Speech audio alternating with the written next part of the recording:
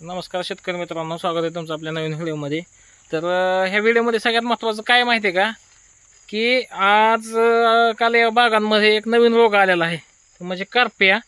करप्या अशा प्रकारचा आहे की तो खालच्या पानापासून वरच्या पानापर्यंत जातोय। तुम्हाला वाटल्यास मी एक दोन फोटो दाखवतो, आमच्या काय मित्रांच्या बागेमध्ये तो दिसलाय।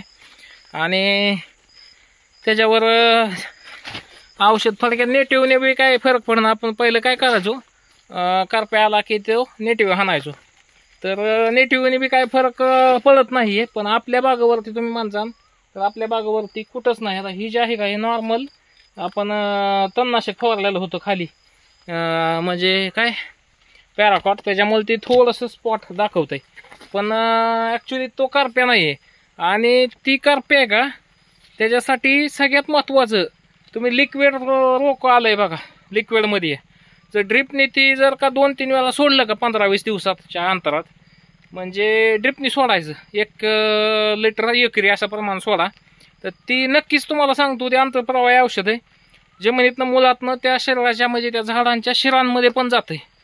तर त्याने बी चांगला रिझल्ट आहे। मी ह्याला 2 वेळेस तीच सोडलेलं आहे, तर माझ्या बागेत तुम्ही पाठीमागं बघू शकता, एक सुद्धा पान पिकलेलं नाही, काय नाही। आणि बागेची कंडिशन चांगली तुमच्या लक्षात आलंच असेल। तर भेटू पुढच्या व्हिडिओमध्ये।